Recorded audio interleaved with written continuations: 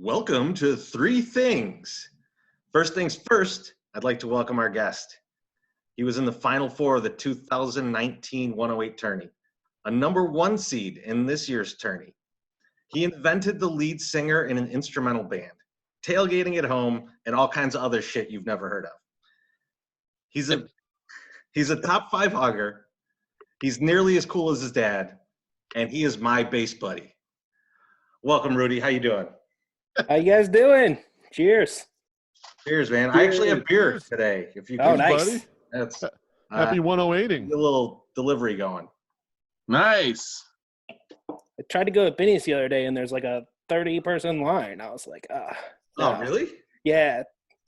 The Benny's up by my apartment. Like it's still open, but they like practice social distancing, which is good. But apparently everyone is still going. It's insane. Now, beef, they deliver, right? You got a delivery from Benny's? Yeah, so I've been using Instacart to get deliveries. I've gotten a couple. And the only problem is no matter what you get, even if you just get like a 6-pack and 3 bottles of wine, it's $200. Now, it doesn't matter. I got the first time I did it, I got like 12 things and it was $200. And this last time I got 4 things, also $200. It's like they know I'm so stupid. That's the price. Too bad, dummy. Pay it.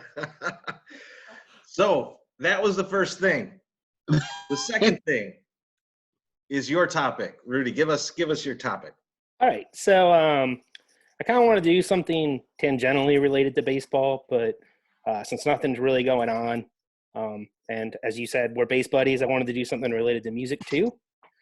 And this is actually prompted because I saw someone wearing a Disco Demolition shirt they gave out a couple of years ago, or like last year, I think. And it just reminded me how dumb the Disco Demolition is and that they celebrate it. So like most other genres of music that became insanely popular, disco got really annoying, and there's like tons of really bad cash grab songs. But there's like plenty of shitty rock and country and pop songs too. And the genre is not inherently bad. Michael Jackson's second best album after Thriller is Off the Wall, and that's a disco record. Plus Steve Dahl sucks, and he likes shitty music too, and he likes that bullshit cock rock. And the Demolition was kind of just a backlash. The Derby was just a backlash that kind of resulted in one of the best rhythm guitarists of all time being shunned for the music industry for years. So it's kind of a sore spot for me. Now, I know you guys all know me as a little bit of a hater, but it's just that I'm passionate, and I'll fight for my likes as hard as my hates. So my question is, who is a musical artist that other people at best might describe as a guilty pleasure, but you are willing to take a stand of support for? And mine is, as I said, aforementioned disco guitar player Nile Rodgers, best known as a member of Chic. Yes. And before you act like you're above disco and Nile Rodgers, pretty much everyone that shits on disco also loves all of his music because he wrote songs that are the basis of like every rap song ever, and some of them barely even change the music that he did. Like Rapper's Delight by Sugar Hill Gang, It Was a Good Day by Ice Cube, My Money, My Problems by Notorious B.I.G., and Even Getting Jiggy With It by Will Smith are all Nile Rodgers songs, and they barely changed anything about the beat. That's just some of the people. The Game, Snoop Dogg, Diddy, Lupe Fiasco, Tribe Called Quest, they all sample him. He played guitar and produced hundreds of other artists. He did Let's Dance by David Bowie. He did Get Lucky by Daft Punk. That's him playing.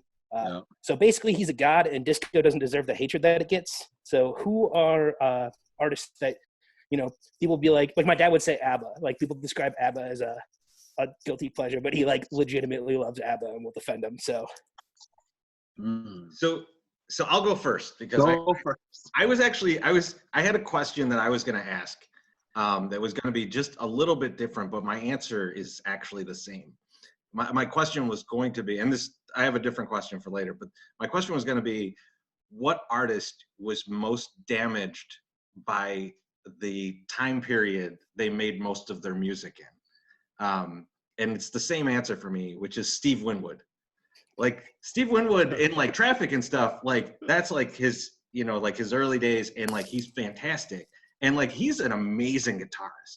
Like when Jimi Hendrix thinks you're a good guitarist, you're a fucking good guitarist, right? So I love Steve Winwood, but like his stuff in the 80s, like when synth came in, like he got into it, and like he uses a lot of it in his music, and like his big hits are very synthy, and they're like, they don't scream, this is probably the best guitar player around right now.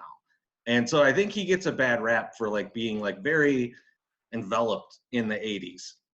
But he's really good. And I'm a Steve Winwood fan. And I think most people are like, oh, this is like some yacht rock that I'm going to listen to. And it's funny. I think he's great. I've never even heard the term yacht rock. I don't even know what that is. Oh, me and Johnny Love used to go to Yacht Rock night at 5 Star every year, drink some Bartles and James, watch the North Boat, and listen to some yacht rock. It was a thing. Beautiful. Who's the other guy from that genre? Not Steve Winwood, but he had a very distinct name also. Not Billy Ocean, is it? No, it's not Billy Ocean. It's like some white guy, obviously. He had like 3 kiss me away. That's not Steve Winwood. That's somebody. Billy Ocean is a sort of an off-white. Yeah, he's not. No, that's not what I'm thinking of. All right, well, give us your answer then. Look, you got something, or you want me to go? Yeah, I got something. I'm sure if I thought about this really hard, I'd have 50 terrible, because I don't, my waters don't run as deep as you guys, and I tend to drift towards bad music lots of times until Treasy turns me around and pushes me in the other direction. I'll just do the most embarrassing one, the one that I had skin in the game and actually went to shows and stuff. Man, I really loved the first 2 Bush records. I went to the concerts and I'd play the fucking things nonstop. And yes, they're like knockoff grunge or whatever, and they weren't really that good. And maybe there's a couple salvageable songs up there, but I really fucking loved them at the time. So wail away on me. It's terrible, and feel free to kick my ass on Twitter or whatever, but it's the truth. So the guy I was thinking of was Christopher Cross. Oh, yeah. It's got a unique name. Beef though, I like Bush. I'm not gonna hate on Bush. In fact, what was funny is probably years after. This is probably after their heyday, and this is probably like the mid 2000s, right? Like maybe like 2004, 2005. I was working a show for this local band, the Countdown. They got like a show at House of Blues, and I was like, yeah, I'll come work merch for you, whatever. And they're like, yeah, the Institute is playing if you wanted to see them. And I was like, I don't know who the fuck that is. But it was basically Bush. So it was like 2 or 3 members from Bush. Like Gavin Rossdale was the lead singer. Okay. And like, I think one guy was like from Orange 9mm or something. And like, that was the band. And they basically played like 2 of their songs and then all Bush songs. I was like, I'm the only guy that knows these songs. It's only been like 6 years. It's like when you get on the casino circuit to go play, it's like you're kind of not really, you're just above a cover band, and then the casinos bring you in because you're like, some of the people might get dragged in for that and then go play some slots afterwards. That's kind of what you saw right there. That is exactly what I saw. My brother wrote for the paper in Macomb, which got nothing. But so they would get like U of I gets like Kid Cudi on an off night, right? When he's driving through, they would get bands like Hinder. So my brother went and saw Hinder like 4 years after Lips of an Angel came out. He was like the only one there. He's like, there's nothing else to do in this town. So I have like several groups and bands that I guess would like kind of fall into that category. But I don't own a lot of their records, and like I don't own any of their records. But I would stream them on like YouTube or whatever. The amount of times that I've played Limp Bizkit on YouTube is like obscene. Like it's just I shouldn't even like do that. But like every once in a while, I just need to hear break shit. Like I just do it. It just fits. It fits everything. But they're not going to be my number 1 pick. Another. That was such a good choice. Yeah, dude, it's like shitty corn, man. Come on. White Sox summer answer. So this is the group that I would take, and I think that they're not. I don't feel as though they're respected, but I really, really like them and own a lot of their records. And actually went to a show, and it would have to be Incubus. Like I don't think Incubus is very well respected around there. Other than Brandon Flowers was like a beautiful man. I think that was like his only respectable thing. But like, yeah, that group, I really listened to that like a lot, and still probably will. And actually, like hold it to a higher, like I think of it higher than I do like a Limp Bizkit. Yeah, they're definitely better than Limp Bizkit. I'll give you that. So, but Limp Bizkit, like I've probably listened to more Limp Bizkit than I have Incubus. Searching recently, you know, like I probably have done that. And then if I was going to go with a local group, I'm going to have to go with Lucky Boys Confusion, because I think that they're going to get shat on like a lot, like being very poppy and weird. But that first couple records, man, that was the shit. It was, and it's listen to it now, you're like, oh, it's not that good. It's but it was still so all right. good. Growing Out of It's fun. That's Growing Out of It's fun. You know, stuff. I never got into those guys. They're good. They just but their later stuff I thought went way off the rails. I didn't like that shit. Oh yeah. The first couple records were good, but yeah. So that would be my call. I like it. Now if I had a red hat, I'd put it on. Now you can judge us, Rudy. Who was the worst? Well, I really don't like that My Sock Summer gave the best answer and then backtracked it. That was right. It's what everyone shows up to hear. They want to hear some shitty band like Limp Bizkit. Yeah. But I don't know. I'm going to give you a taste. It was just a tip, and that's it. But then you're like, oh, this band that like everyone just forgot about that was like totally fine. But if I owned, you know, chocolate starfish and hot dog water or something, I would be 100% okay with it. You knew the name. That's all. That's good enough. It would have been great if you would have went just like all in on Wes Borland. Like, he's my favorite guitarist. Everyone should play with that many strings. Like he's paint yourself totally black and have glowing red eyes. He birthed the music that I wanted to hear, and no one has adopted it. I've actually, My Sock Summer, I've probably seen Limp Bizkit way more times than you have, because I've seen them 0 times. I've seen them a ton. Like they used to open for everybody. Really? I saw the Deftones at the Metro in like '98, and Limp Bizkit opened. And I remember, like, I had not heard anything from this band, and I saw them, and they did mostly covers. Like, so they did Faith, they did Jump Around, they did like two other covers. They played like 6 songs. And I just remember they were doing Jump Around, and there's a huge pit for it. People were going crazy. And like, me and my buddy looked at each other, and we were like, this shit's going to be huge. Does Rap rock was. Anyone else feel like Summer is like the only? He's like the only fat, dopey white guy that lived in SoCal that didn't see Limp Bizkit live. Like he's the only one. He's like a fucking unicorn. Give me a break. You didn't see them live. How dare you? I've never seen them. I understand. I'm starting to believe he didn't actually live in California.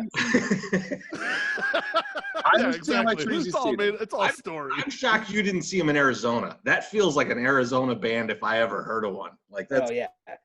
None of my buddies were into that. Like I feel like I saw like the biggest who was the biggest name guy like in Arizona? I don't even remember. Just probably Social Distortion. I go see that shit. But I wasn't, and then Atmosphere and whatnot, but I wasn't really doing the rock thing then. Okay. Or the rap rock thing, apparently. Rap rock. Missed out on that too. Isn't Jimmy Eat World from Arizona or one of those deserts? Yeah, I saw them. I saw Blink. I saw Green Day. Big show. They were real popular then, though. All right. I'm going to keep it on music for the third thing. So this is thing 3. The question I have for you is, imagine that a band that you like or love put out another album, like a band that's not together anymore, or even couldn't even possibly put out an album again, was able to put out an additional album. The key to this is it happens after their last album. You can't have them when they were the best, right? Yeah. You can't have Soundgarden, this is the follow-up to Super Unknown. No, you get it after their last album. Like this is where it comes in. So tell me the band that you would take one more album from if you could get it.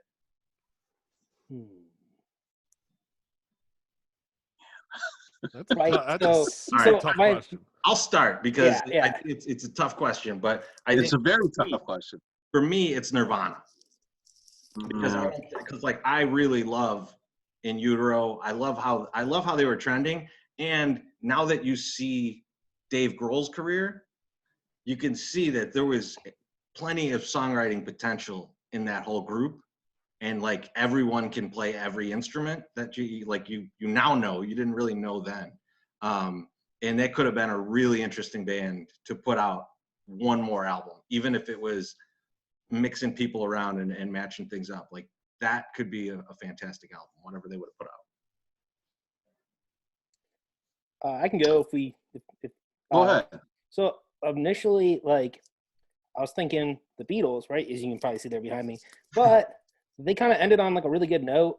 I like Let It Be. A lot of people don't. But like, I'm just worried that anything after Let It Be would be really bad, especially with some of the solo shit that some of them did. So I actually think my answer would be someone like Otis Redding, that you never actually got to hear.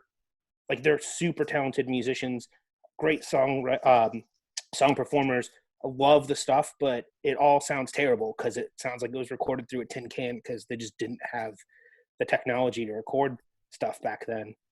So I think it'd be really cool to get like an Otis Redding album that has better production on it. And like as the Isley Brothers showed, there's plenty of those people that started back in the day that kept it going for 5 decades, still writing hits. So I like that answer. Beef or you got it? Yeah, I'm ready to go. Yeah. You know what? I almost with this artist, I almost wish they were still alive and just making one more record. Not only just for the music, but just for how fucking gigantically famous they would be, and how they would be in every fucking hip hop video that has been the last 20 years. I wish that a light didn't fall on Curtis Mayfield and he could give us an album right fucking now. And also wish he could have enjoyed the spoils of all these hip-hop artists using his music all throughout the last 25 years. I just think that would have been awesome. And then also, he probably would have came up with something beautiful and wonderful and new that would come out right now and that would really hit us a certain way. So I'll go Curtis Mayfield. That's a great one. And like such a great voice for kind of like this time in the world. Like it would be great to hear his take on what's going on in song, right? I mean, like it would be awesome. Okay. It's Limp Bizkit, isn't it? Yeah, it is actually. That's why I saved him. He knew the question was coming. As far as I know, they're still making records. I don't know if they're any good, but I they're still making records. So now, if somebody in the band died, but the band continued to go on with new people, yes, you can use Sublime if that's what you're asking. Well, that's what I was questioning that. So I quit. I'm done with this show. Fuck you. The first band that pops into my head, because I didn't think the Division Bell was that bad, would be Pink Floyd. Like, I would like to hear another Pink Floyd record, but I also, there's something about, I don't want to walk it back because that's what Rudy's going to say I'm going to do, because I like that they made what they made in an analog time. I don't know if I want a digital age Pink Floyd, because Pink Floyd, it could end up being like the Star Wars things. Oh, now I got all these buzzers and gizmos I can do shit with. I'm going to fuck this shit all up. Pink Floyd, maybe if they had like more than just a delay pedal, maybe they wouldn't be able to do such good stuff. But you know what? I'm going to fucking risk it anyway. I'm going with Pink Floyd. So if you're doing Pink Floyd, yeah, like you got to give me a little bit on the lineup. Is Roger Waters in? Oh, yeah. No, like no Sid, though. No Sid. No Sid. Okay. No Sid there. Fuck that guy. I love Sid, but I get it. I agree with my summer. No, if David Gilmour isn't in it, get the fuck out. Well, no, I think you're saying like the same group that did like Dark Side and The Wall, right? Like, like Gilmour, Waters, all of them. Even I don't care if they hate each other. Yeah, they're gonna get together for this one album. That's right. Okay. Gilmour's an incredible guitar player. Yeah, he's actually the only one I like in the band. I don't like Pink Floyd at all, and I always get shit on for it. But really, I'm surprised so good. Well, I mean, I understand why you get shit for it. It's probably like the way I get shit for not really caring about Rush. Like, Rush also sucks. I'm with you on that. But I mean, I love David Gilmour because his guitar tone is like maybe the best tone of all time, and like Dark Side's fine, and a couple songs off Wish You Were Here pretty good, and Animals is okay, and then the rest of it's Metal's really good. like the genre metal. No, metal. It's a Metal, MEDDLE. Oh, Yeah. metal. My selection. Okay. I have a question just- about Like, the what selection. metal? I got a question about your selection here, though. So you picked Pink Floyd here, but a couple shows ago we were doing a like, who would you listen to if you only had one album or one band? Sorry, and you could listen to all their albums. And Teresa and I were batting back and forth about Radiohead, and you said you couldn't listen to Radiohead. And to me, all the exploratory shit, don't you think Pink Floyd would sound somewhere in that range? Like they might not sound just like Radiohead, but they'd be doing a lot of weird shit. That would make my day. He froze up while he's breaking my balls. But I'll finish his thought. He froze up, fat fuck. I hope that Fuck you. Pink Floyd does make that album for you, and it sounds exactly like Kid A. That's what. The fucking Matt. No. And if that's the case, then I'm fucking taking Sublime with Brad. All right, that's it. If you're gonna fucking back paint me into a corner like that, and I'm gonna get a fucking radio at Kid A Part 2, fuck that. I don't want that. B-Flow is frozen in It's the perfect best image right now. Like, I'm gonna end this because that is how I That's the best. at the That's end. the best. Rudy, thanks so much for joining us. Thank you, Rudy. We will talk to you soon. This was great. We'll have to Love you do guys. a We longer could do a conversation. full episode of this for 100%. Yeah, We in the could hot do tub. Yeah. look at B-Flow's face after you said that. He's so happy. He's so happy. Thanks, guys. Stay safe, guys. Dude. See ya.